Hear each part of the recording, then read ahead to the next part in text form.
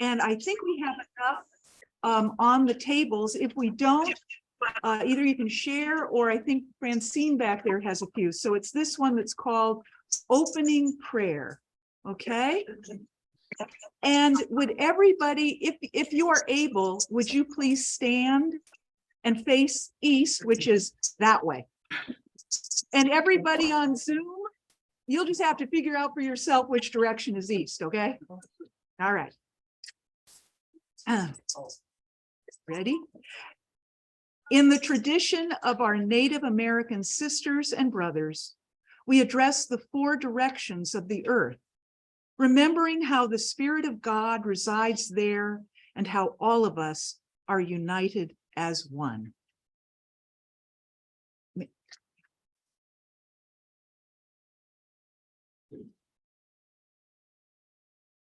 I am the people of the East. I am the Chinese merchant. I am the veiled woman of Iran. I am the Vietnamese fishing family. I am the river supporting life. I am the fish contaminated by mercury dumped in the oceans. I am the office worker biking in crowded streets. I am the forgotten one on the streets of Calcutta. I am the mountain climber of the Himalayas. I am your sister. I am your brother. We are one. You want to also be the creator of all. Creator of all, we join our minds and hearts with the people of our planet Earth. We recognize the deep bond that we have with each created being. We rejoice in your sacred presence among us and within us. Divine oneness, we celebrate the goodness, the beauty, the talents, and the spirituality of all these brothers and sisters of ours. We stand in solidarity with all those who suffer in any way. Rekindle our love, revitalize our compassion, and renew our awareness of the unity we share with all God has created.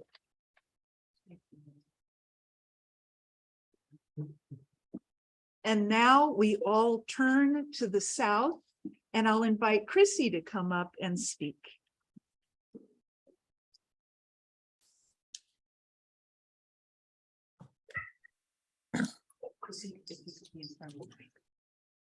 I am the people of the South. I am the weaves of cloth in South America. I am the extinct life that once existed in the lush forests of South America.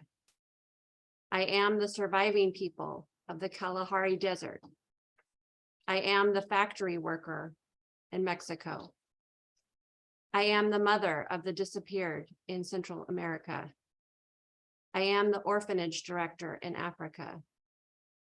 I am the village shaman of the South Pacific Islands. I am the Aboriginal children playing in Australia. I am your sister. I am your brother. Creator of all, we join our minds and hearts with the people of our planet Earth. We recognize the deep bond that we have with each created being. We rejoice in your sacred presence among us and within us. Divine oneness, we celebrate the goodness, the beauty, the talents, and the spirituality of all these brothers and sisters of ours. We stand in solidarity with all who suffer in any way. Rekindle our love, revitalize our compassion, and renew our awareness of the unity we share with all God has created. Thank you. And now I invite everyone to turn and face west. And I invite that Bob up here to be our third reader.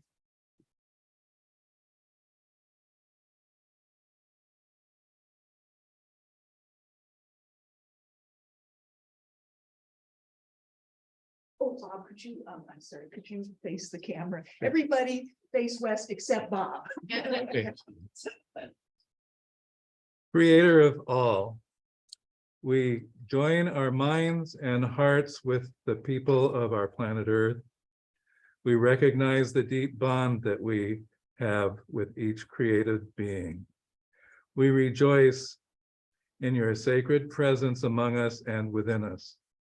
Divine oneness, we celebrate the goodness, the beauty, the talents, and the spirituality of all these brothers and sisters of ours. We stand in solidarity with all those who suffer in any way. Rekindle our love, revitalize our compassion, and renew our awareness of the unity we share with all God has created. And before you sit down, Bob, would you read that part too? I didn't read that part too. Okay. I am the people of the West. I am the shepherders of the Alps. I am the forest ranger in fire-ravaged forests of the Rockies and Sierra Nevada. I am the winemaker in the Mediterranean. I am the housewife in Poland. I am the rancher in unfenced lands. I am the widow in Ukraine. I am the child in a high-rise apartment. I am the peacekeepers in worn, torn lands. I am your sister. I am your brother. We are one. Thanks. Now, everybody face north, and I invite another Bob to come up and provide the prayer. Thanks, Bob.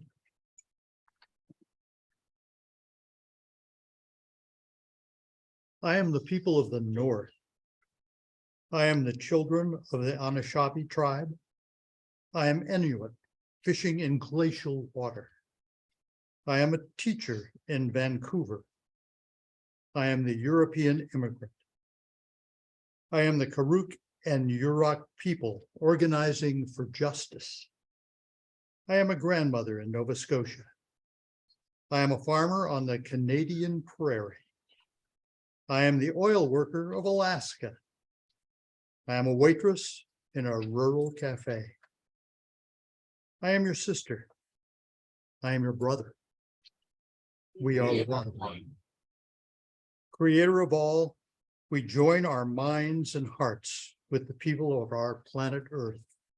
We recognize the deep bond that we have with each created being. We rejoice in your sacred presence among us and within us, divine oneness. We celebrate the goodness, the beauty, the talents, and the spirituality of all these brothers and sisters of ours. We stand in solidarity with all those who suffer in any way. Rekindle our love, revitalize our compassion, and renew our awareness of the unity we share with all God has created. Amen.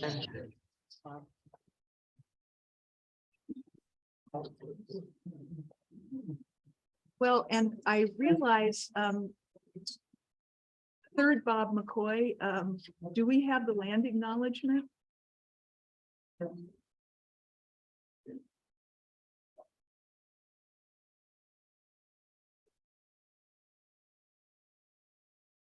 We're getting all the Bobs to speak this morning. We offer appreciation and respect to the original inhabitants of the land that we are on, including the Nisian people, Southern Maidu, the Valley and Plains Miwok, the Winton Patwin peoples, and the people of the Wilton Rancheria. We honor the Native people who came before us and still walk beside us on these ancestral lands. Thanks, Bob. Well, everybody, next you'll see it says welcome and introduction. So welcome, everybody. This is the third in our Pathways for Justice series on the Catholic social teaching. And the third is, as you all know, Care for Creation. What you might not know, and I bet no one who's a member of Pathways knows this, but this is our 10th anniversary.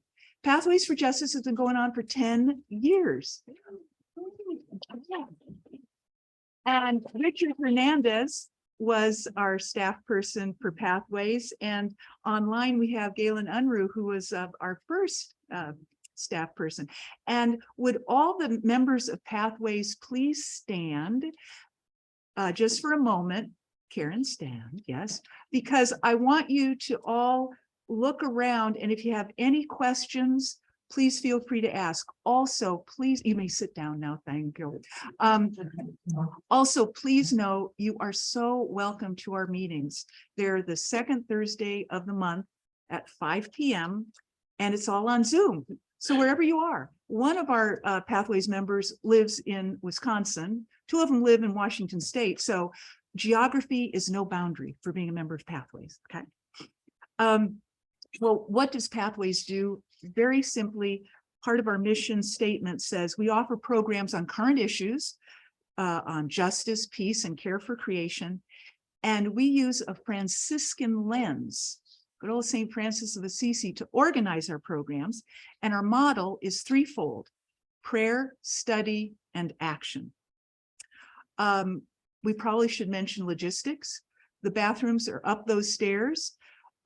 Good news for the women, the light does come on. Bad news for the men, the light's not coming on. So you'll just have to, oh, it is working. It's now working, yay. We have tangerines and goodies and water back there, so please feel free. And with that, I will just let you know, since this is every quarter, we do a different theme of Catholic social teaching. And I was thinking Catholic social teaching, the 7 themes can be summed up in the words that Pope Paul VI uttered in his 1972 World Day of Prayer. And he said, and I have a mug to prove it, if you want peace, work for justice. And that kind of sums it up, doesn't it? Yeah. Well, now on to Care for Creation. When we think of Care for Creation, a lot of us think, oh, well, it probably started with St. Francis of Assisi, patron saint of ecology, or we might think that it's something relatively new in the Catholic Church or in the wider Christian Church. But that is not true at all. It goes back to the beginnings, to Genesis. The first chapter of Genesis, when God finished all that God created, God looked at what God created and declared it good. Not only good, but very good. And also in Genesis, after the flood and God put the bow in the sky, God made a covenant, not just with Noah, but it says with all living creatures. And I think sometimes some people forget that. So I just wanted to mention a few more quotes, and then I'm going to turn it over to Karen, who's going to introduce our first speaker. Saint Basil the Great, back in the 4th century, prayed, God enlarge within us the sense of fellowship with all living things, to whom you gave the earth as their home in common with us. And even Thomas Aquinas, who we don't really think of as a tree hugger, he said, creation is the primary and most perfect revelation of the divine. And he also said, sacred writings are bound in 2 volumes, that of creation and that of Holy Scripture. I was going to go through talking about the quotes from the various popes, but I'll just let you know, Pope John Paul II called us out to say this is an ecological crisis and it's a moral issue. Pope Benedict was called the Green Pope. He's the one who put solar panels on the Vatican. And every time he'd get in the plane to fly somewhere, he would have trees planted to try to offset his carbon footprint. And he also, in his 2010 World Day of Peace message, he said, if you want to cultivate peace, protect creation. And then, of course, we have our own dear Pope Francis. Enough said there. So I just wanted to let you know that we are heirs to a very, very, very long tradition. And with that, I'll turn it over to Karen to introduce our first speaker.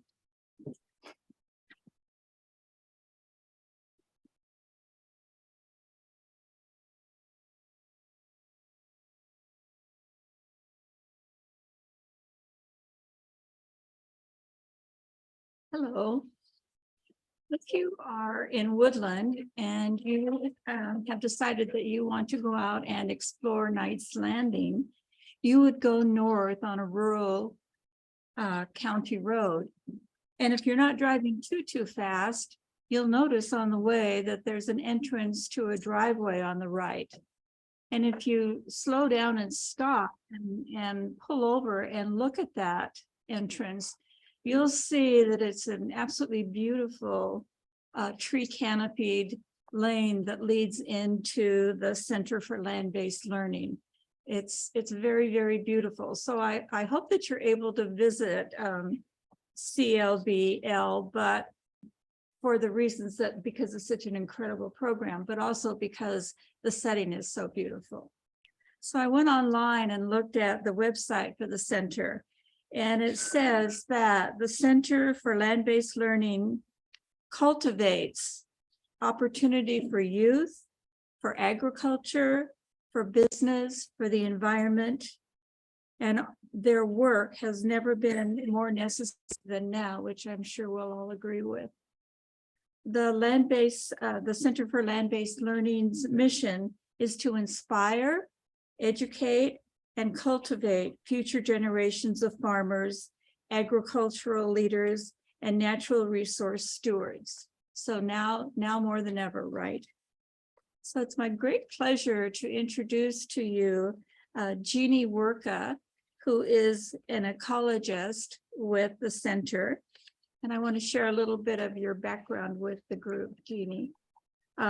She's an ecologist, as I said, a field instructor and a nature writer with over 25 years of experience in conservation science, ecological restoration, and environmental education. She's currently heading up the CLBL's new Farm and Climate program to develop model sites and a training program to assist growers in determining how best to sequester more atmospheric carbon on farms and ranches. As the project ecologist for Audubon, California's landowner stewardship program from 1998 to 2005, Jeanne partnered with the CLBL youth programs and on habitat restoration projects on farms and ranches in Yolo County.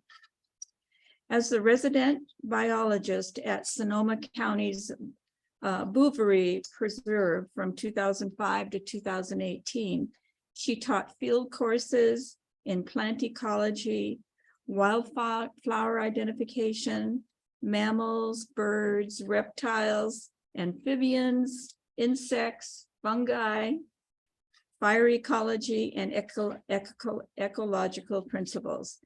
As an ecological consultant in 2018 to 2021. She coordinated a multi-agency partnership to increase the pace and scale of prescribed burning and fuel reduction in Sonoma County. Jeanne has her master's degree in ecology from UC Davis and a BA from Harvard University. So we're very, very pleased and honored to have you with us today, Jeanne. Thank you.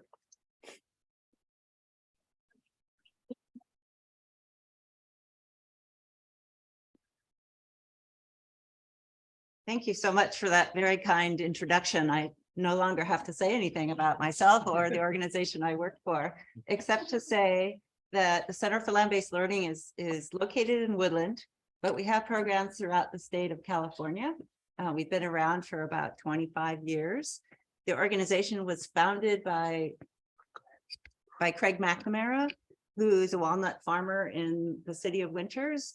He's also the son of Robert McNamara, recently published his memoir called Because Our Fathers Lied, all about that period of when Robert McNamara was the Secretary of Defense and Vietnam and all that sort of stuff. So if you're interested in those topics, Craig's book just came out, and I highly recommend it.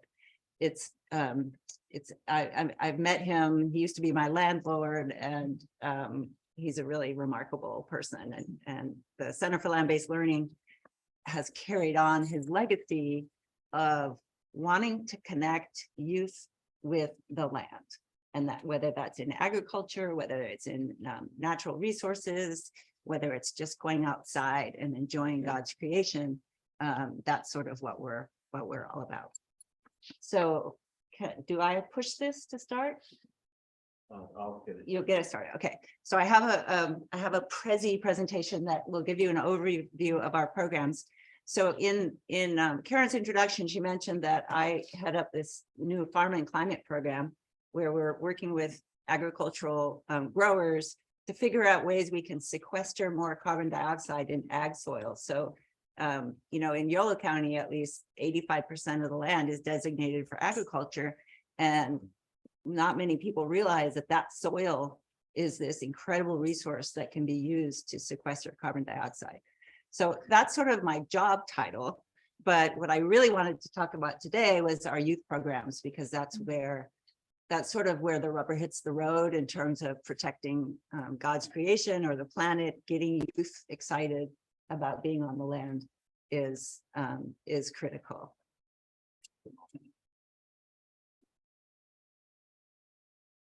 I think there's a button called present that you can push. Oh, no, I'm here. Oh, you're sharing. Yeah. Just on that. There you go. Oh, it's not. Okay. Technical difficulties. Let's see. I'll just get started while we're working on the tech. It's okay. So the Center for Land-Based Learning has, we sort of categorize our programs in two camps. There's our youth programs, and then there's our adult programs. I'll just mention the adult programs first, because I'm not going to really talk about them too much, but just to give you some background. We have what's called the California Farm Academy. And through that program, the idea is to get more people trained up and committed to sustainable agriculture. Not many people know this, but you know, the average age of a farmer in California now is 60. And those people are going to be retiring very soon if they haven't already. And so, you know, there's going to be a big gap in terms of the knowledge base and the experience for sustainable agriculture. So in our California Farm Academy, we have a training program. It's a 7-month program that people who don't have a background in agriculture but are interested in organic farming or sustainable ag, they go through this 7-month program, and by the end of it, they're ready to start their own business. They do a business plan as part of the program, and they get a lot of support from our staff. So that's a training program. We also have a farm business incubator program. So at our headquarters in Woodland, we have about 30 acres of farmland, and we have 2 other sites in West Sacramento. And the business incubator program basically allows people who are ready to start their new farm endeavor, their new business. They can lease land from us at below market rates.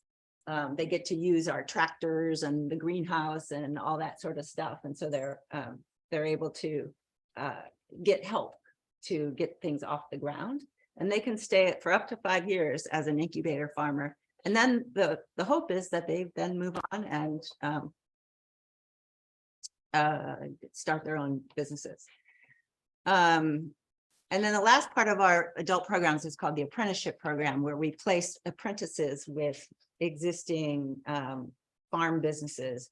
And the apprentice program is a 2-year program. It's for people who want to become farm managers. So that's the third of our adult programs.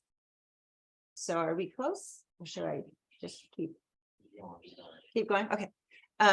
Okay. So then our youth programs, the youth programs is where I spend most of my time and effort because I get such joy working with young people and getting them connected to the land. So we have two programs that are really foundational. So one is called Farms Leadership, and Farms Leadership was started by Craig McNamara back in 1993. Before the Center for Land-Based Learning was the Center for Land-Based Learning. This was our flagship program. And what Farms Leadership does, we have lots of acronyms, and FARMS stands for farming, agriculture, and resource management for stewardship or sustainability, something like that. And the Farms Leadership Program takes a cohort of high school students from around a region. So let's say it's the Sacramento region. We might work with 5 different high schools, and there'll be 4 to 5 students from each high school in this cohort. And they meet every month throughout the school year, and they get to go out and visit farms, they visit processing facilities, they visit canneries, they spend the night with a farm worker family to learn about being a farm worker and what that's like and what the challenges are. And then, you know, they get a lot of sort of support in terms of their career development, how to write a resume. So that's the Farms Leadership Program. And that program runs throughout the state. It's in Southern California, it's in San Joaquin and Merced, and then the Sacramento region. Another youth program that we have is a partnership with the mayor's office in Sacramento. It's called 1,000 Strong, and it's getting high school age students to have an internship, a paid internship for their school year. They get paid, they do about 300 hours of work, they get workforce development training, and they tend to work in concert with their school gardens or urban farms. And then they can also get experience doing habitat restoration. So those are our other youth programs. And then I'm just seeing if this is going to work. If not, I'll just keep going. Mostly what I want to do is I have a short video I wanted to show you. So hopefully we can get this up and running. Okay, so the last program that I wanted to talk to you about is called SLUES. And again, we've got lots of acronyms. SLUES stands for Students and Landowner Education and Watershed Stewardship. So this is this really innovative program where a high school classroom, the whole class, like say environmental sciences or AP biology, the whole class and their teacher or teachers adopt an ecological restoration site for the course of the school year. So let's say you're the Winters Nature Park, or you're a big grower and you want to do some habitat restoration on your property. What the high school class then, there we go. We're getting there.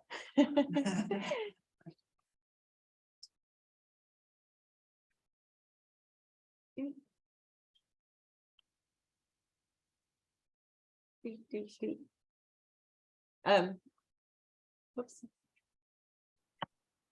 So what happens is the students adopt this site, and for the course of the school year, it's their site. They come out 3 to 5 times. They plant native trees and shrubs. Yeah, this is great. So if you just go to, I think I just go here. Yeah. So here's an example of a SLUES site. Students come from all over the state, really, but in this region especially. About a third of our students are of Hispanic origin, about a third are Asian Americans, and then the rest are Caucasian. But it's a very diverse program, and they get experience, like I said, planting native trees and shrubs. They install the irrigation. They learn how to do ecological monitoring. And it's not moving forward. Can you just click the little arrow to move it forward? The arrow on the bottom, yeah. There we go. So we have field days. This is, Woodland has been around for a little over 20 years. This is all of this, that map on the left is all of the sites, all of the sluice sites in this area. And you can see it's quite a few. We calculated that these high school students have planted since the program was founded in 2001. So yeah, a little over 20 years. These students have planted 80,000 trees. They've worked on about 300 total projects. We do a lot of hedgerow planting. So a hedgerow, if you're not familiar, it's if you're a farmer and you have a field, you want to attract beneficial insects and wildlife, you can plant just along the edges of the field. So they're in rows, plantings. And we calculated that these high school students have put in about 140 miles of hedgerows since the program started. And it's, there's a lot of mentorship. Each high school has a group of mentors that comes out and works with the students. And these will be college age or slightly older, younger people, but who are, they're starting their own careers and they can talk to the students about college or, whatever they want. And they get to eat burritos, which is very popular. So this is just a short video I'd like to show you, and hopefully the speakers work, but this will give you a flavor of what the SLU's experience is like for students.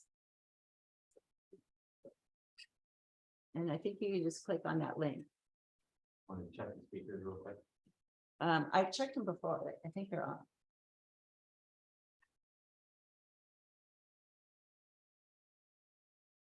And I'm in this video too, so you'll see me. Can you make it the full page? So the great thing about the SLU's program is it gets kids outside working on a project that they can do from start to finish. So they're going to have this great sense of accomplishment at the end of the day today. And one of the nice things about a project like this is not only are they coming out and learning about native plants and pollinators and why they're important to the ecosystem, but they're also getting to meet the landowner and the farmer, Annie. Well, I can paraphrase what it is we're talking about. This is a field day we did with students from Pioneer High School.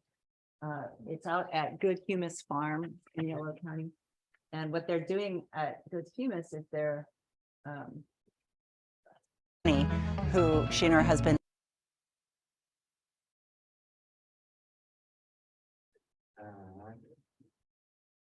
I think you can just.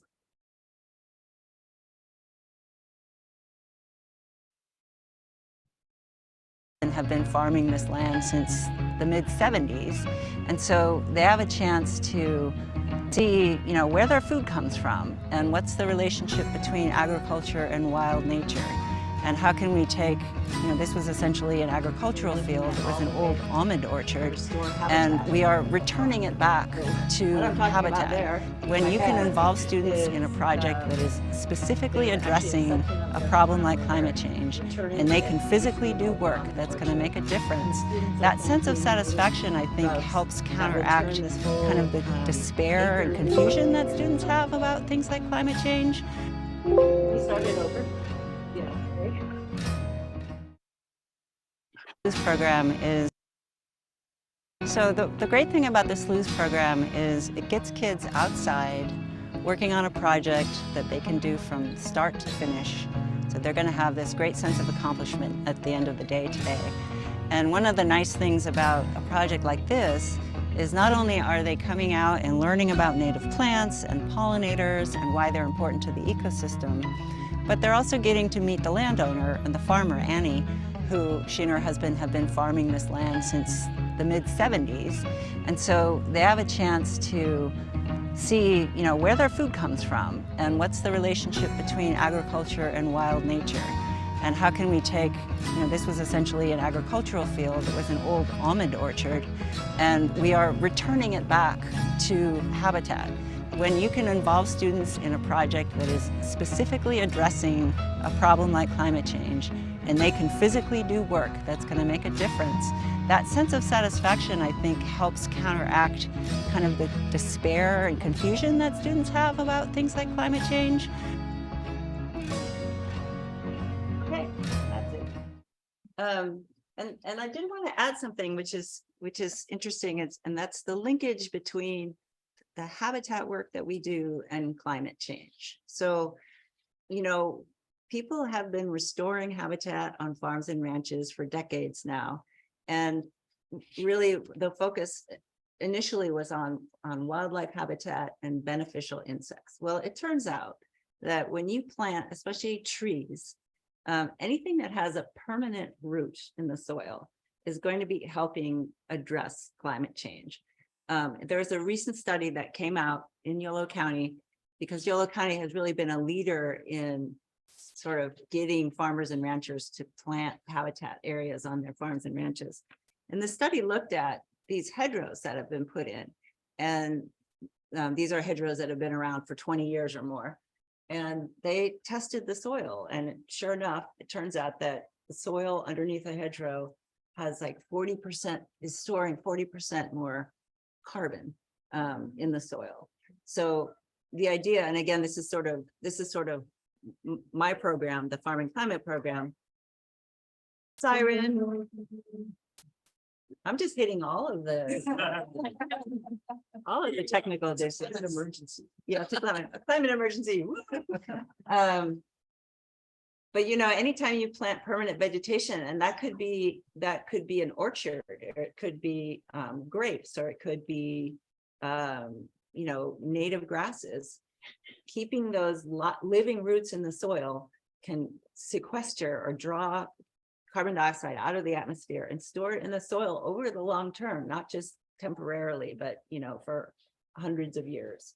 So that's really the focus. And one thing we found with our youth programs is when you start talking to students about climate change, and this is sort of the little discussion question that I offered. When you start talking to students about climate change, their generation is very angry and very frustrated. They don't know what to do. They blame my generation and others for creating this huge problem, and they're the ones who are going to have to solve it. So one of the things we found is that once we started talking to students about how the trees that they're planting and the native grasses that they're planting are actually helping with climate change, you just get this sense of hope from them, which, you know, is lacking, I think, in their lives in general. Like it's hard to feel hopeful about something like climate change. But if you learn that the activities that you're actually doing, you're physically planting trees, that is helping solve the problem, you just get that hope is so important for students to have. So that's really what we're focusing on now. And I really apologize for the technical difficulties, but I hope you got a sense of our programs, and I'm happy to answer any questions that you have. Yes. So the youth program is basically focused on high school level. High school level, yeah. Do you have anything like for the younger Students? or college level? Yeah, so college level, we do a lot of mentoring of college students. We bring them in as mentors for the youth programs. We also have, we work with the Sacramento Valley College Corps, which is an AmeriCorps program that places college students with different organizations. So for example, I'm mentoring we have 4 of these SVCC fellows. I'm mentoring 2 of them. So we don't actually have programs for elementary age students. Although we get field trips. You know, the students will come out for a field trip and we'll show them around the farm, but our niche has really been in high school. Yes. Where do you get your funding, and where do you find your adult clients, people that are trying to get a foothold in the farming business? And could you repeat the question? Sure. Just for the people on Zoom. Hi, people on Zoom.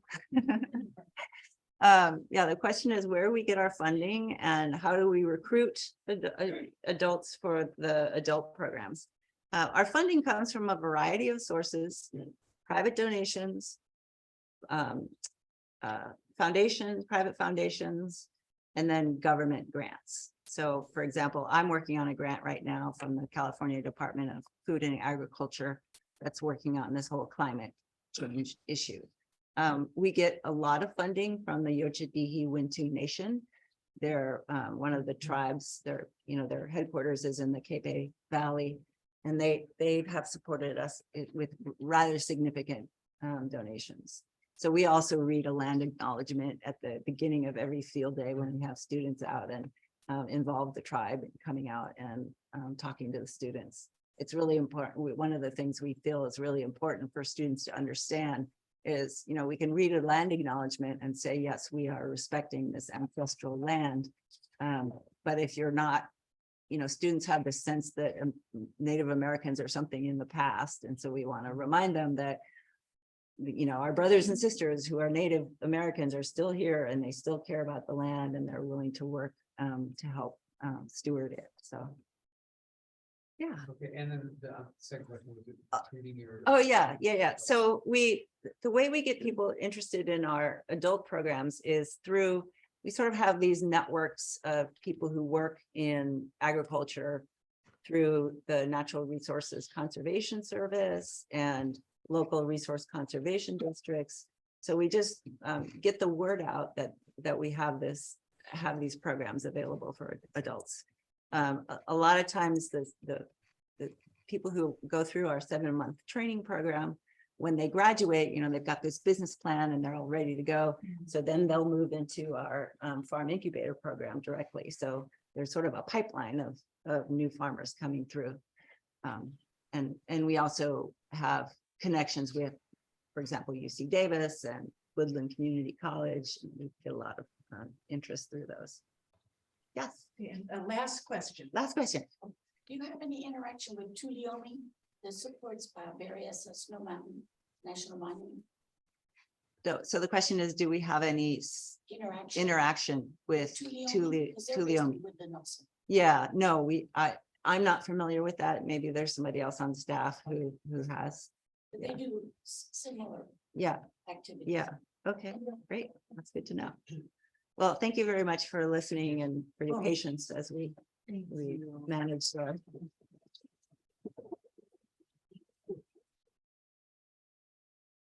Well, that was so inspiring, Jeannie, and also what a trooper you are with the technical difficulties. So thank you. What we're going to do for the next 10 minutes on your agenda, you can see that Jeannie's provided us a couple of questions. So feel free to talk about either one or both of them. Also, we're not going to take a break. So if you'd like to go to the bathroom or get anything to eat, please feel free. And those on Zoom, I know you're in good hands with Galen and Sister Ann and Charlene. Okay, 10 minutes, and then at 5 to 11, we'll come back for our second speaker, okay?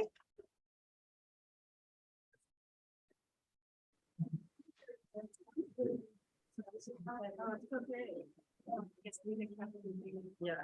Great. It's the whole trying to make sure the Zoom people are.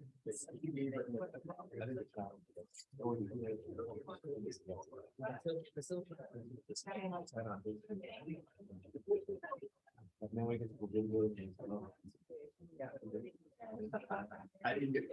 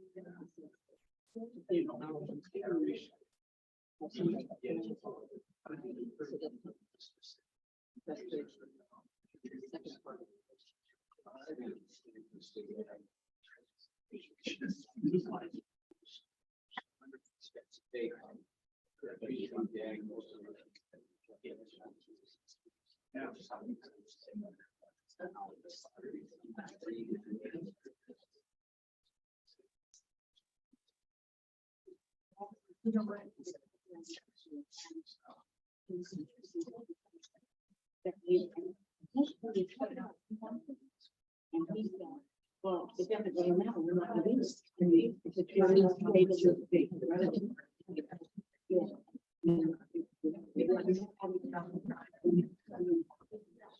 All members should be in discussion groups. There should be a invite to join the breakout room. If you can join your breakout rooms, please.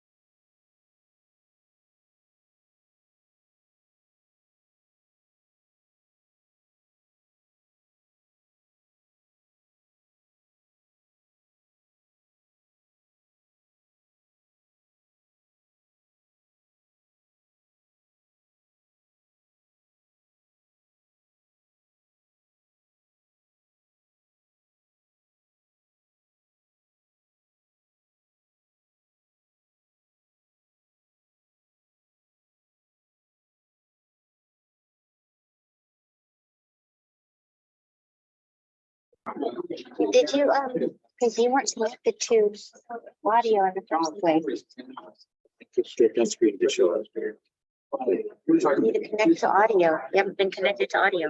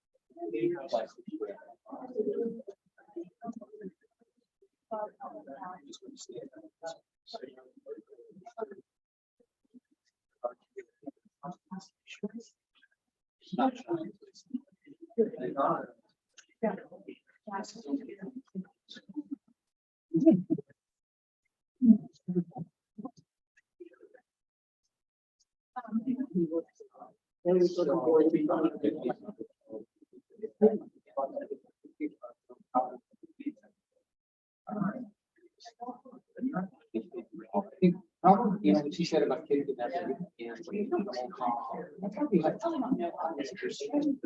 So they feel like it's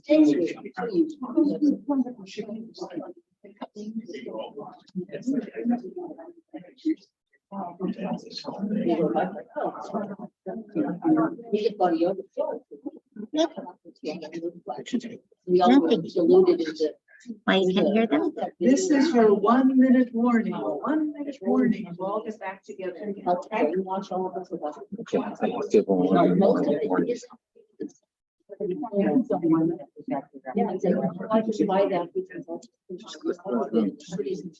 want to close the room?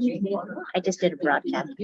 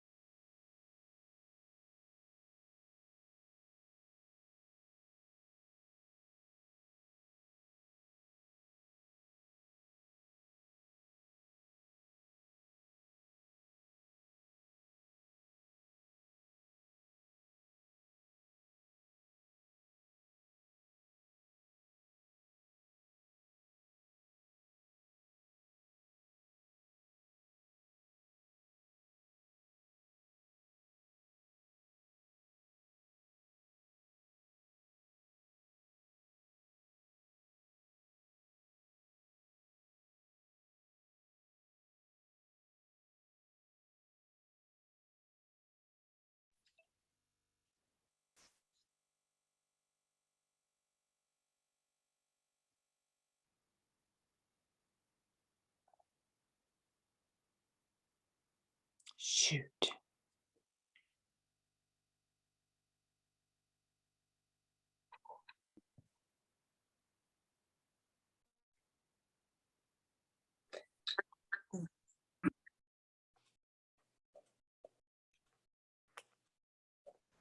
Are we back? We are. They beamed us up. Okay.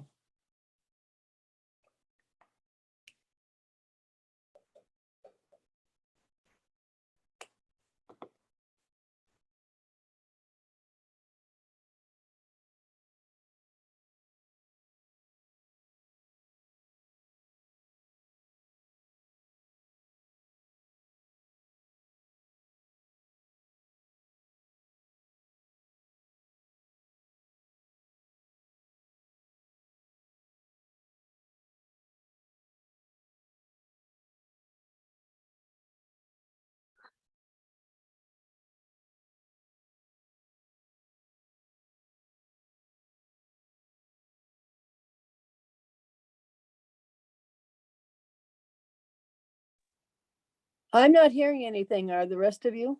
No, Richard is muted.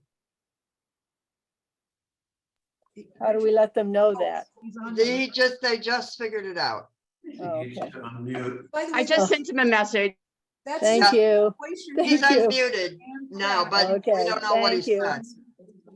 So, yes, go on. Richard. Okay, real quickly, and then the second one, real quickly, is that we as adults have to recognize the frustration that these students may be encountering. So we need to continue to be examples, positive examples.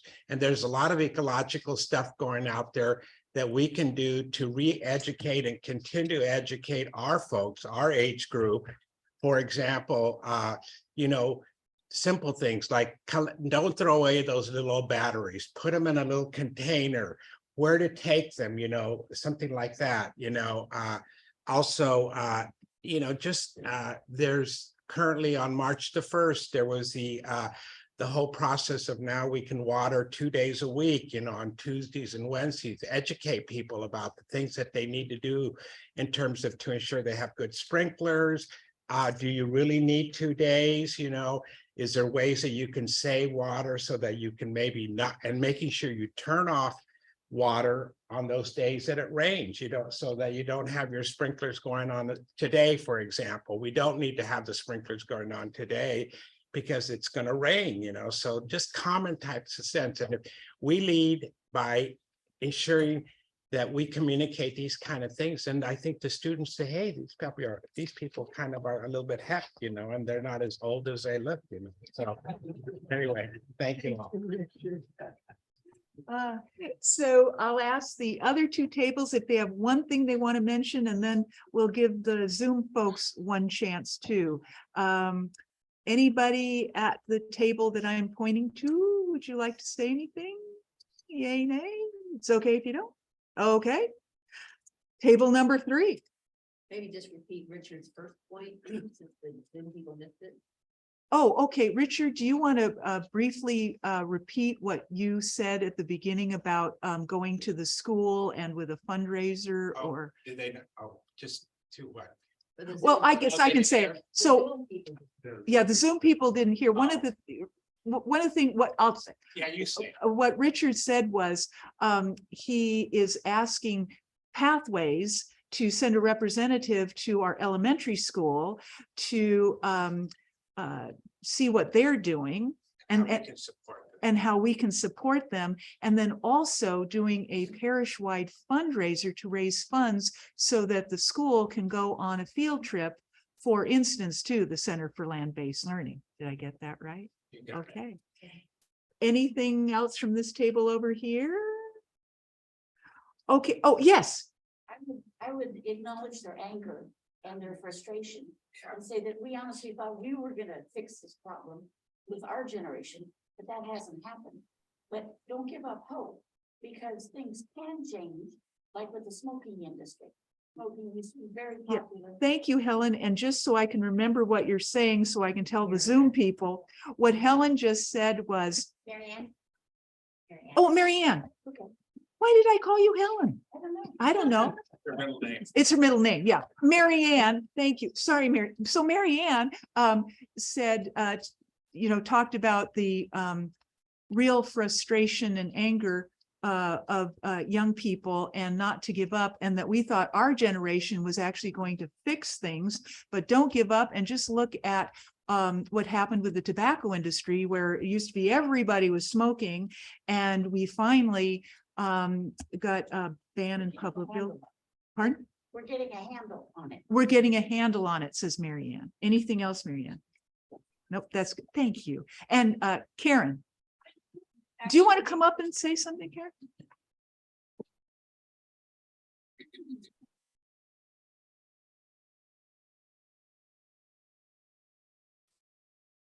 To be very brief, but we were very, very fortunate to have a young person at our table who shared with us the perspective that she has, and probably that many, many young people have. And it's that they feel a real sense of powerlessness to make changes, that the changes that are needed are so very, very big that you almost don't know where to begin. And I think that's where education can really help with that, and taking things in smaller increments where you can do things, excuse me, where you feel you are making a difference.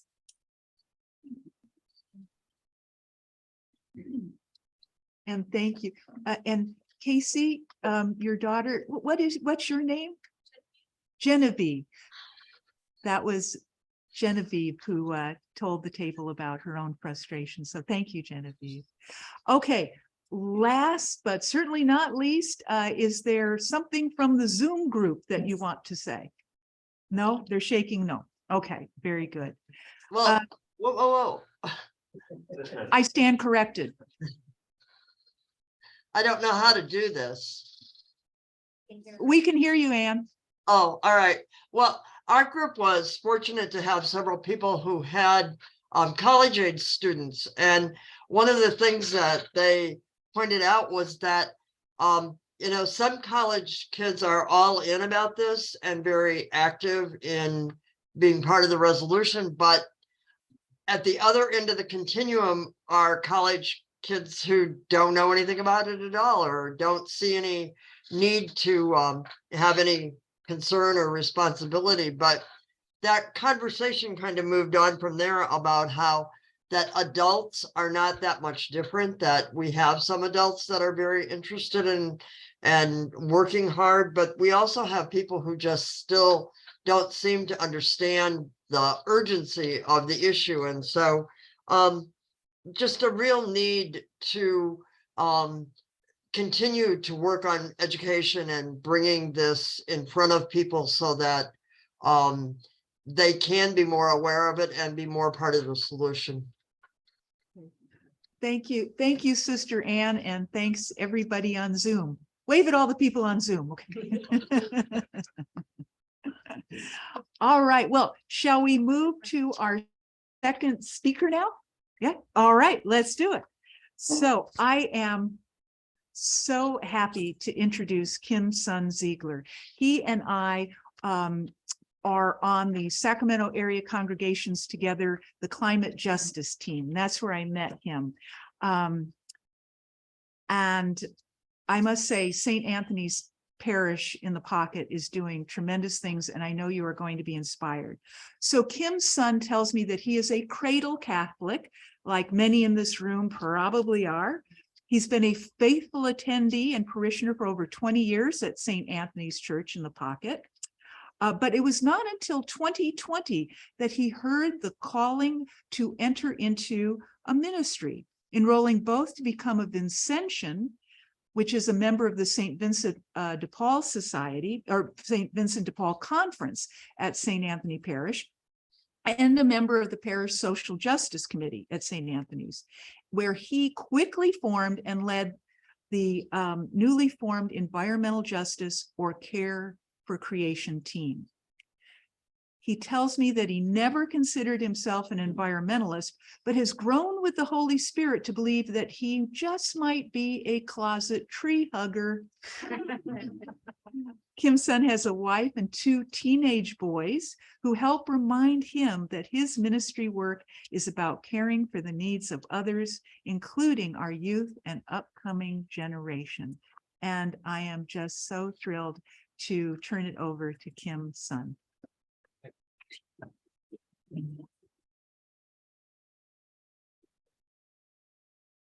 All right. Thank you for having me. Betsy and I, actually, we go back even before the SAC Act. I was introduced to Betsy very early on when we were forming the environmental justice group at St. Anthony Parish.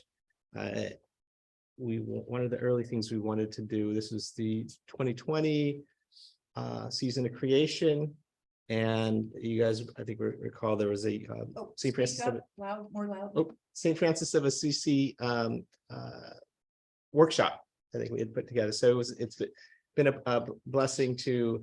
I've been connected with Betsy and all of you all in terms of the great work that we're trying to accomplish here with caring for creation. So I've got some slides here just to kind of try to keep me on point here, but and I'll try to be mindful of Zoom as I'm also pushing forward here. Let's see. Okay. Next slide, if you could. So for us at St. Anthony, we look for some guidance in terms of, okay, what is, environmental justice, creation care, was quickly kind of shared from elders in the group. There's this thing called Laudato Si. Wow, okay, great. Laudato Si. It was a new learning for me, and as I sort of took on the efforts to sort of lead the team, had to study up on Laudato Si. Said, okay, well, how do we kind of organize and gather around it? And thankfully, the Laudato Si action platform was established. And this is actually even before the action platform was established. We received the early makings of it through the Catholic Climate Covenant.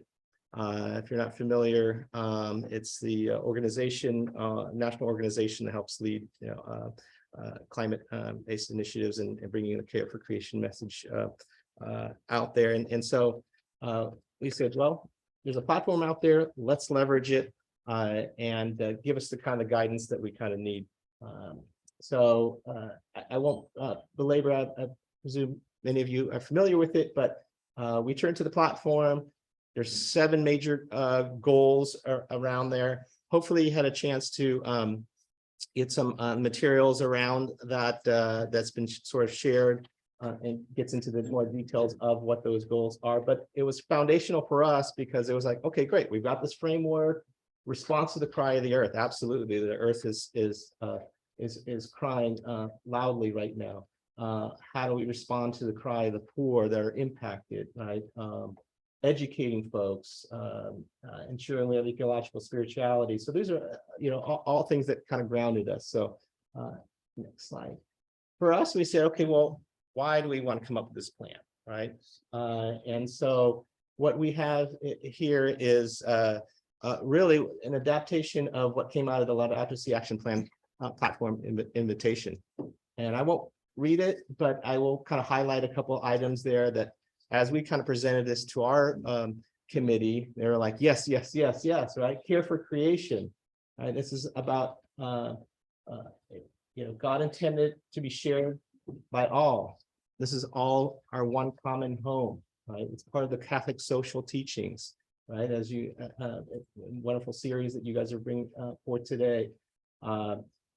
It highlights the challenges that we're facing, from pollution, higher temperatures, droughts, wildfires, stronger storms, floods, biodiversity loss. And when we presented up, it was like, yes, yes, yes, yes. Really centering us on the last part of it is we got to respond to the call for the healing and renewal, right? And at the very end, and what's connected through the Laudato Si 202 is a path to renewal together, right? So that is really what drove our plan, right? Developing our plan. This is our why, right? So in terms of development, we sought out some guidance, we shared it with the group, and the group was like, yes, yes, yes, checks off boxes. We've got grounded. So we've got a bit of a direction here now, right? In terms of our why. So our approach at St. Anthony's Parish, we started off as a part of the Social Justice Committee, and we still are. We're sort of a subcommittee of that, Environmental Justice and Creation Care Ministry. So this is all sort of started right at the beginning of the pandemic, right? So about beginning of 2020, I got involved. I was sort of tapped on the shoulder, having, responded to a call at one of our tabling events after Mass. So I was, hey, come out and, check out the Social Justice Committee. And I was, oh, yeah, okay. Kind of takes me a bit back to my roots of early college, social justice initiatives then, and activism then. And so it's been few decades, but hey, it really was inspiring to kind of come out. So we came to the meeting and I was tapped on the shoulder. Hey, we need a breakout meeting to talk about environmental. So, you just need a meeting? Okay, all right. So I raised my hand. That's easy, right? I can set a meeting. Little did I know it came to what it is today, which is a full-on committee and team that and plan to really center the parish around.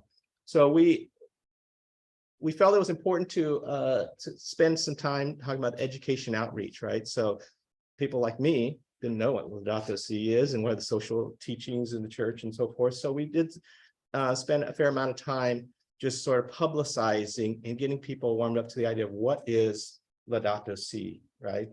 And encyclical and some of the messages and so forth to it. So we did quite a bit of that just to kind of get folks in the broader parish familiar with it, right? So, and what we did was we sought to really look for the parish's interests and ideas, and so we started putting out their comment boxes and say, tell us, what, are you interested in terms of establishing sustainability? So we did bulletin notices, the inserts in the bulletins, flyers, pulpit announcements. That's usually quite effective for us at the end of Mass. We're invited up to come up and say a few words, invite folks to various programs and so forth. Great way to encourage folks to come out to visit the table and learn more questions. So it's I think probably one of the more effective tools in terms of getting folks to participate. And then also collaborative review sessions. We had quite a few meetings where folks, a lot of ideation going on. We're sitting down and going, oh yeah, let's do this, let's do that. And it actually was quite significant, almost overwhelming. Everyone's got a lot of ideas, but how do you kind of gather it and synthesize it and put it into a plan? That was the bigger challenge. So there are our initial focus areas we centered around of the 7 goals areas was the response for the cry for the poor, adoption for the sustainable lifestyles, ecological education, community engagement and participatory action and ecological economics. So, but again, we made sure that we had all 7 goals so that we're grounded in terms of, hey, let's make sure, what are we covering this area? This is an important area, right? So we haven't lost focus in those areas, but this is kind of what we started with.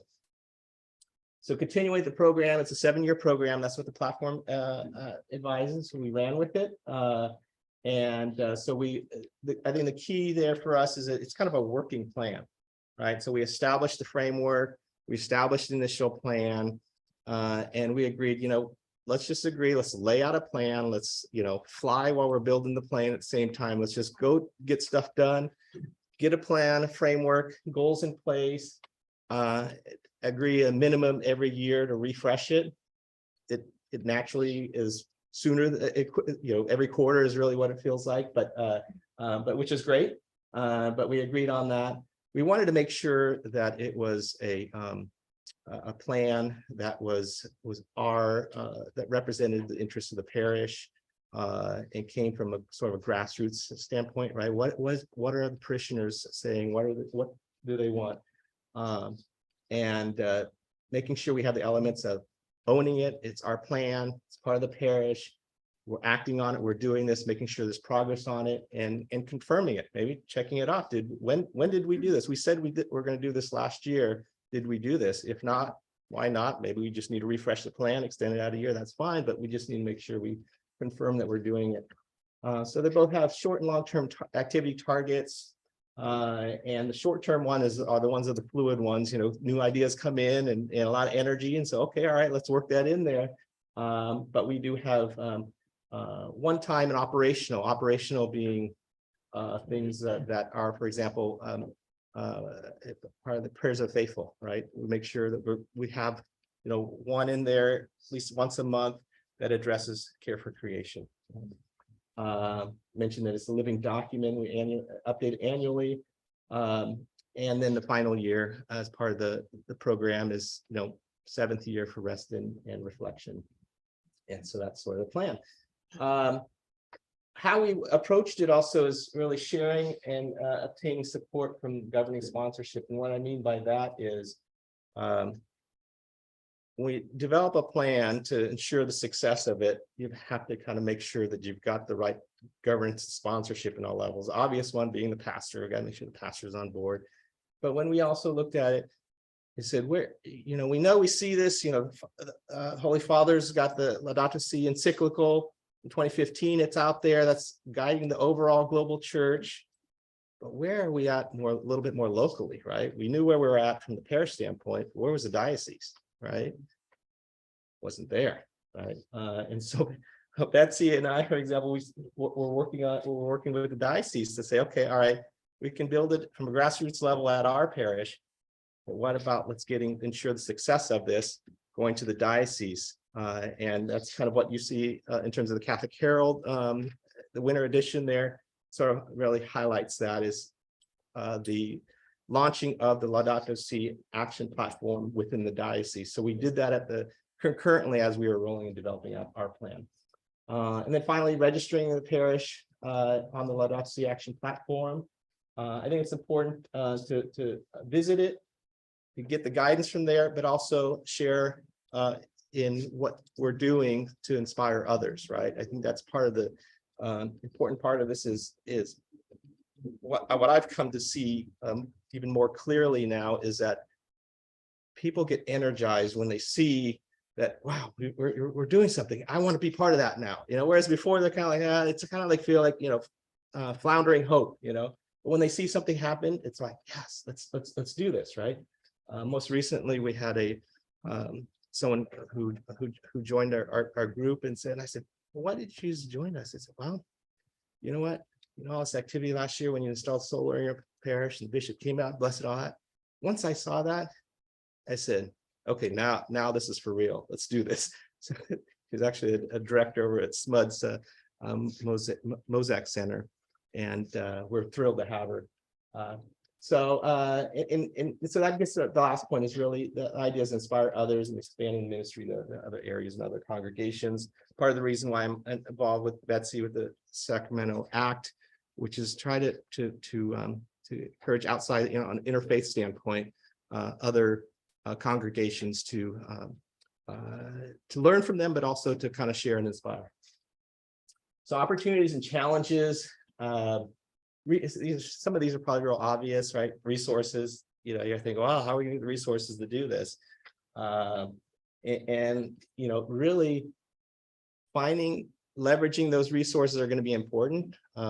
It comes down to like for us, when we developed, when we were going down the path of installing solar, we're like, wow, we need someone who has facilities experience, you know, or an electrician, to have that subject matter expertise to kind of help us evaluate contractors and vendors and so forth. So how are we doing it? There's bulletin announcements. Hey, anyone out there have any, you know, time or talent to share? And so you'd be amazed just reaching out there and asking and what comes back, right? So really important to focus in on leveraging those talents and asking for that help, building those relationships, wonderful relationships with you all, with Betsy and with folks at the SAC Act and the diocese. I think for us, it was really reaching out to the new director of the social concerns at the diocese, building that relationship to be able to kind of say, hey, you know, this is important. This is a social concern. We need to implement this at the diocese level, right? And so we've built those relationships. We're also continue to expand those with other parishes who are also interested in doing things that we're doing. Say, okay, you know, we're like anything, it's all about relationships and finding them, nurturing, cultivating those relationships and talents that they may bring to bear. One of the challenges, uncertain sponsorship and support. For me, coming into ministries and getting involved and understanding and trying to understand and learn the church and how it works and all that's good stuff, right? It's been very eye-opening for me. Was like, okay, well, is our pastor going to be on board with some of the stuff that we want to do? Is the bishop on board with it? You know, and so to me, it's really making certain those uncertain sponsorships. If we're not certain, let's make sure we reach out and get those folks on board, right? And building that, to me, I call it kind of sandwich of success, right? Okay, you got the grassroots efforts. That's great. It needs to be started there, the people of the church. But you also need support from above, right? You need that sponsorship support. So that was kind of how I envisioned going into this. Okay, we got all what we want to do. We got it from the people down below, but we've got to get the bishop on board. So what do? We invited the bishop out and say, hey, we've got the solar we got the solar system that's on board. Would you like to come out and be part of that? Yeah, I should be part of that. So to me, that was sort of really his support for the effort, right? And really, the other challenge I would say is ideas and enthusiasm, right? It's how do you contain it? Because it can be infectious and folks are like, yeah, they got a lot of different ideas, but how do you make it actionable? Sometimes, I don't know if you heard, you get sessions, people are like, yeah, I kind of want to, we had one, it was like, well, it's recycle water, recycle holy water. Okay, all right. I like where we're going. Let's think about that, right? Socialize that and and translate to that in terms of what we're really after. It's really, you know, conservation of water and reclamation, perhaps, right? And so, and when we're building out the plan, we got so many ideas. I probably kind of say, okay, let's stop, guys. we got to kind of draw a line in the sand. Okay, here's the ideas. Now let's get it in and map it to the goals and lay out a plan. And let's agree, maybe we're going to at least annually update the plan. Those are great ideas. Don't forget them. Don't lose sight of them. But let's revisit and bring them back in. Otherwise, you'll spend too much time, you know, just thinking and not doing. Right. So, okay. So I think we're at a point where we do group activities or questions. Or do you guys want questions of me, or do you guys want to answer the questions and circle back? Whatever. Initial questions of Kim's son, and then we'll go to the. Yes. You talked a little bit about the plan and how to get people involved. Yeah. what action have you taken? What successes have you had? Right. So we have, thank you. We did bring a binder that we shared at the diocese launch of their action plan. But for folks at home, I'll read, we kind of summarized and shared with others. We've installed a solar system, as I kind of touched upon. We've introduced waste management with composting. We have all the celebration of programs, Earth Day, of course, Laudato Si, Season of Creation, the Feast of St. Francis programming, restroom air dryers, mass prayers of the faithful, mentioned that, getting out and doing bulletins and sustainability tips. That's the other hand, failed to mention. We list a lot of ideas in the bulletin and for folks to implement in their lives, LED lighting, just a whole host of these. There's this binder here. You're welcome to kind of flip through in terms of a lot of the other things that we've done at our parish to give you ideas. So anytime we're doing something, I slip it in here so to share with others. But we really, for me, what sort of kicked this off is we after being sort of tapped on the shoulder, decided, hey, I had this breakout meeting, and turned into, okay, a few other people got together and was interested, and we had an idea meeting, and people said, why don't we have solar, So, yeah, okay, all right. I just so happened to had solar installed my home a number of years ago. I said, okay, well, yeah, that sounds like a real good idea. I'm supportive of it. So our solar project was really sort of the big kind of anchoring kind of launch to a lot of our efforts and initiatives. And so we went to Father and said, hey, our committee's asking about solar. Yeah, we kind of looked at it before. He came from Paradise, and they implemented solar up there. He says, yeah, when I first came on, Father Mitch Ryzelski, excuse me, Mitch Miselski, he's Polish. It's difficult to get his whole name pronounced right, but he called Father Mitch. He came from Paradise. He had his solar at the parish up there, and he said, yeah, when I first came here, I kind of thought about it. We kind of didn't pan out, but yeah, let's revisit it again. All right, okay, so that was kind of our impetus to that, and then that's when we said, hey, how can we share and get other support, and we invited the bishop and so forth to partake in that, and then it just kind of grew from there. And we'll go to, I realize we're running a little bit behind. We'll do 10 minutes of these questions, but I do have one question of Kim Sun. Kim Sun, have you received any national recognition for your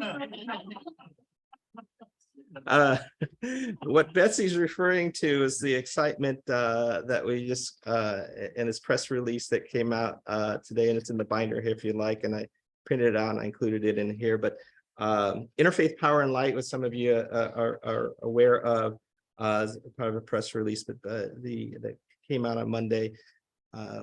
St. Anthony Parish was recognized in the as one of 6 awards for the Renewable Role Model Award. So we were recognized, and we're blessed to have been part of that, and it comes with a small award.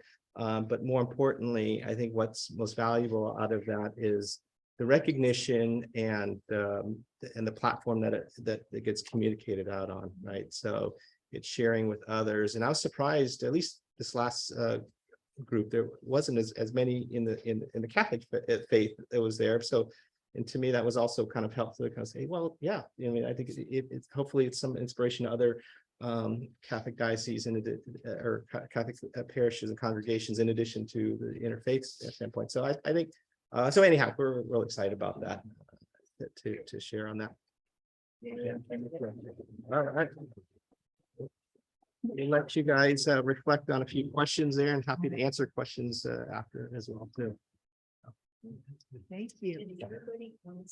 Yeah, and that was a national award. 6 congregations throughout the whole country they got the award for. So I realize we are running behind. If anyone needs to leave, go forth. But if you can stay, next 10 minutes, there are 3 questions if you'd like to discuss. we'll get back together for just a couple of minutes and send you on your way, okay? Thank you, everybody.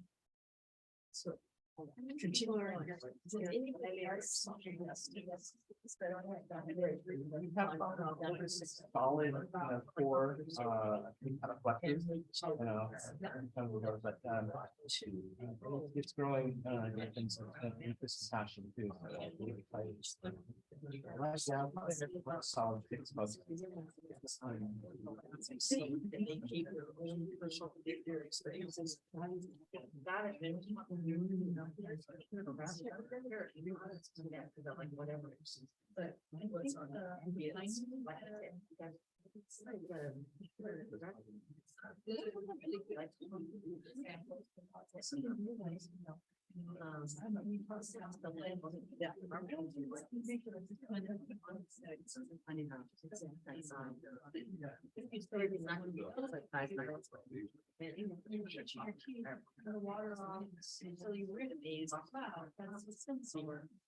Bob,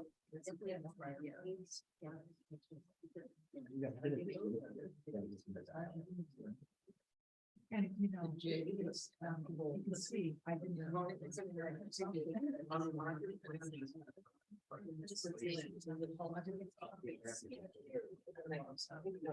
Bob, did you mean to put everybody in the same group? Oh, we didn't know that. We thought that there was a group without a facilitator.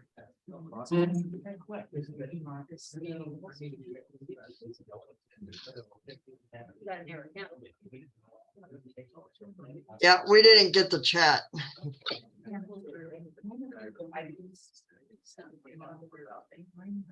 What we're doing. That's why Gary and I got a lot of data around. I think our lifestyles are.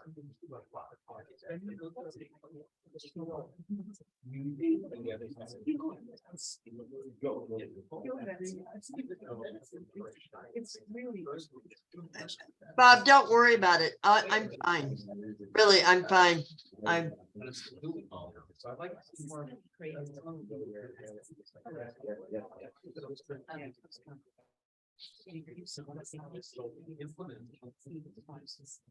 Things that.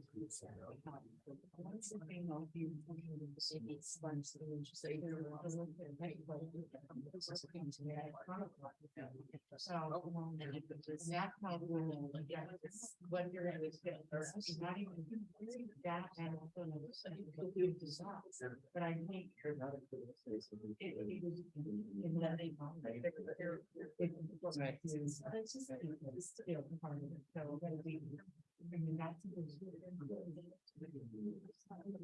What I found. It's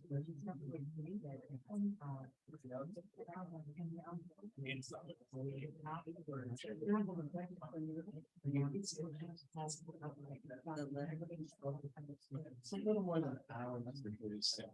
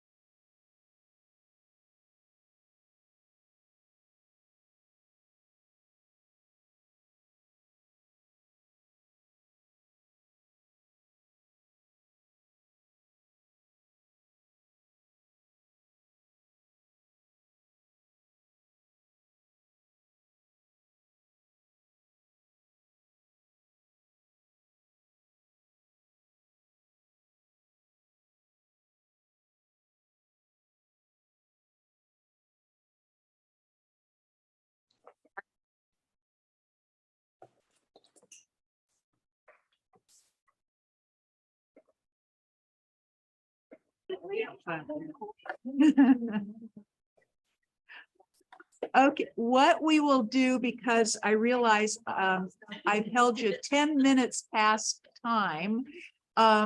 We'll just quickly go around to see if at each table and on Zoom, one idea you might have. This is, I think, the start of a much longer conversation. Richard has already volunteered to talk to the principal at the school, so we already know things are moving. But this table here, any idea you wanted to share? Well, I was thinking, Sister Kathy, you want to come up here and tell us? Or you want me to just, yeah, that's okay. you know, a lot of the people that belong in this area are homeless.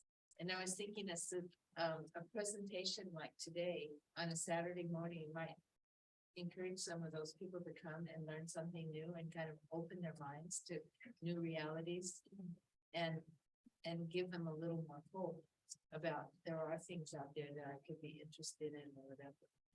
Ah, that is very interesting. Sister Kathy, for those of you on Zoom, said we have so many unhoused people out there. Wouldn't it be nice if we can have something Saturday morning that they could come to here and learn about all the possibilities and opportunities? Is that right, Sister Kathy? Okay, thank you.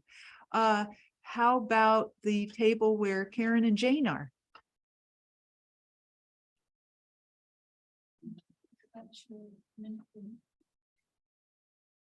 Well, actually, Jane, do you want to come up and say really quickly? Please. I like my brief spectacular moment. Or PBS. So we talked about perhaps having what Karen calls the minute for mission. And if we can once start having coffee and social hour again after church, all you'd have to do is give one little short minute talk on, oh, this week, why don't you try turning off the water while you brush your teeth? Or, you know, not rinsing your dishes with the water running, just one simple little thing like that. Instead of thinking big, like you need to go buy an electric car or a hybrid, think of something you can do that day, that week, and practice it. So that's what we came up with. Thank you. That was a brief but spectacular moment, Jane. Thank you. Yeah. And oh, just FYI, on Sunday, April 23rd at coffee hour here after the 9:30 mass, we are going to be showing The Letter, which is a documentary with Pope Francis. So put that on your calendar. Thank you so much for being here. And Marianne's table, anything you wanted to share? Chrissy, yeah, get up here, Chrissy.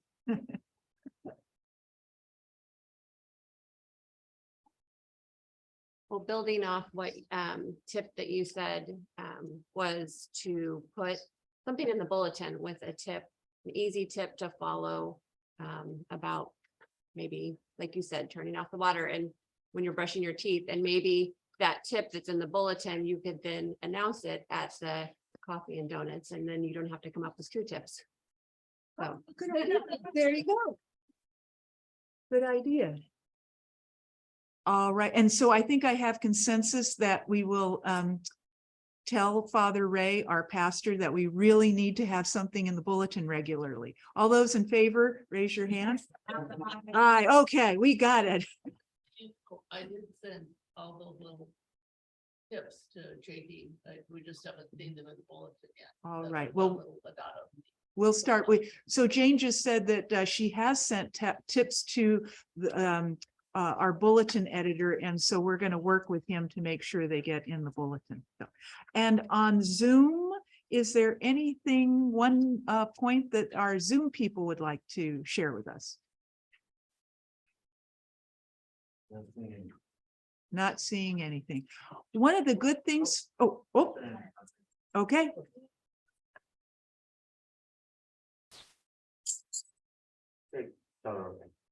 Okay, Sister Ann, take it away.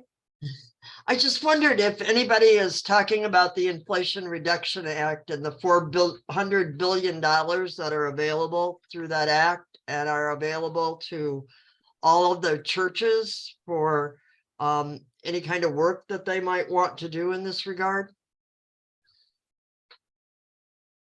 And this is why we have not let Sister Ann leave Pathways, even though she lives in Racine, Wisconsin. Thank you, Sister Ann. I don't think anybody has mentioned that, but that is a fabulous idea. Thank you. And do you know that Catholic Climate Covenant has created an entity called Catholic Energy specifically to help all the entities in the Catholic Church access these funds? Okay, I think we have a to-do list now for Pathways. Absolutely. Thank you. That will not be forgotten, Sister Ann, believe me. All right, so anything else, or shall we do a really quick conclusion and prayer? And here's the quick conclusion and prayer. I'm just going to read 2 quotes from Pope Francis from Laudato Si. And if you haven't read it, it is just so inspiring. 2 of the things that Pope Francis says toward the end is, we must regain the conviction that we need one another, that we have a shared responsibility for others and the world, and that being good and decent are worth it. And I think this is a group that is very good and very decent. So to send you forth, it's not exactly a prayer, but it is a sending forth. At the end of Laudato Si, Pope Francis writes, let us sing as we go. May our struggles and our concern for this planet never take away the joy of our hope. Amen. Thank you, everybody.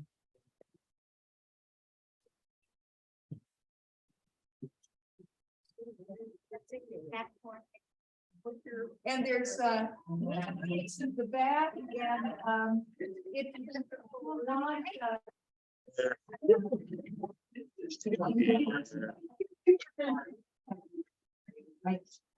Thank you all. Thank you, Bob. Bob, the problems weren't a big deal. They were a big deal here.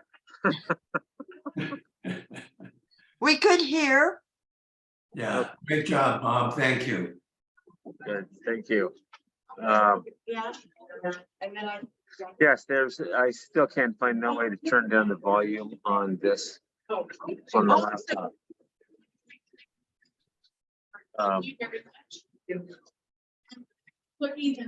When we plugged in the external speakers, even though now I've unplugged them, we still can't turn this down. So I don't know what this secret is. It was great. Yeah, we practiced projecting the Prezi and the PowerPoint before we opened Zoom this morning. Mhm. And apparently once you open Zoom, it's like a whole other monitor that the computer that I didn't know to look for. It took us a while to figure that out, but Yeah. The only thing I would say is that I'm not sure if all of the Zoom folks recognize that they needed to click on to go to the rooms, you know? correct, right, Yeah. yeah. So- And I if think they that- don't do anything, they'll just sit there. So Yeah, yeah, Right. if they've never done that before, they might not have known that. yeah. So I hear you, and you guys had your own little private chat. Yeah. Galen and I had our own little private chat. Yeah. Yeah, I tried chatting with those people when they didn't go into the Zoom, but they weren't sitting at their computers, so they didn't Yeah. see. Yeah, they probably thought that was break time for them too. Yeah, and then I went in and tried to speak to them in case they were in the room, but they never came back to their cameras, so. Yeah. Well, just something next time we'll have to remind them. I'm sure some of the same people will return for the next. Yeah, next Next time session. we might want to put those directions right on the agenda. so Yeah. that Oh, that's People very are good. there. Yeah, that's a good idea. Yeah. It's a learning curve. Yeah. Yes, and all the stuff that Doug had learned, he did not pass that on to me. Oh my gosh, that's funny. So I'm writing it down now. How many people were in the 20, room? 20, and then 22 with the two speakers. 22? 20, well, including pathways and the speakers. That's awesome. Yeah, that's good. Yeah. Yeah, I think that's really good. Are y'all doing sign up for the letter, or are you just letting people come as they wish? Yeah, they're just coming as they wish, so we're not gonna know until that day.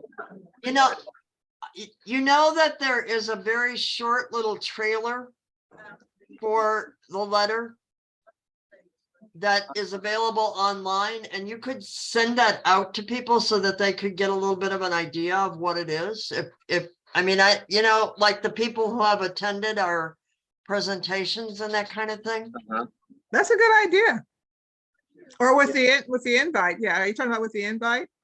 Yeah, Yeah, you could put it right in the invite. You could put the link in the invite. That's a great idea. I can send that link to you. Should I send it to Betsy, Bob? Send it to Betsy. I'm writing a note now to tell her. I'll just send it to her. It's Okay. no big deal. Because the trailer's pretty good. Yeah, I've seen it. Have you watched the letter yet? I have. Yes. Lorna Gold, the Irish lady that was kind of their guide. She is going to be our speaker this fall. Wow. And it'll be on Zoom, so you guys will be able to come.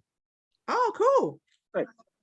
We've been meeting with her. She's just amazing.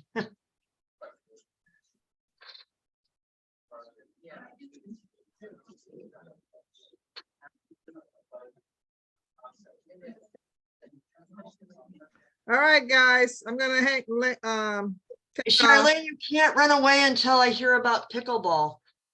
Oh. I haven't been able to play much because it's been cold and rainy, so I haven't played in 2 weeks, but I love it. Actually, I just found out last week that there's a indoor pickleball court in Tacoma that's operated by the Parks and Rec. So I'm actually going there Monday to join that group so I can get a little bit more playtime in. That's cool. I've heard about it so much since I never had heard about it till you talked about it, and now I see it pretty frequently. I never heard about it until when I moved here. I had never heard about it before, but it was developed or established here in Washington State, founded, and so it's very popular here in Washington State. And I mean, there are pickleballs all over the place. But even in Little Racine, there are places to go and play pickleball. Oh yeah, it's the fastest growing sport in the world. It's the fastest growing sport. Oh, that's so cool. Yeah. So cool. Yeah. How have you been, Galen?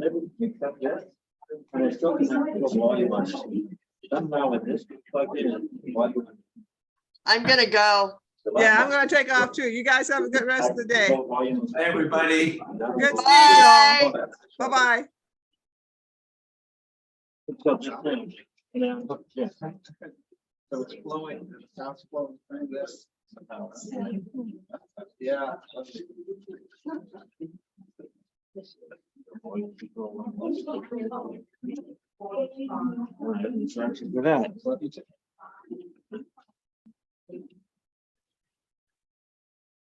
So you're trying to get this one to sound off.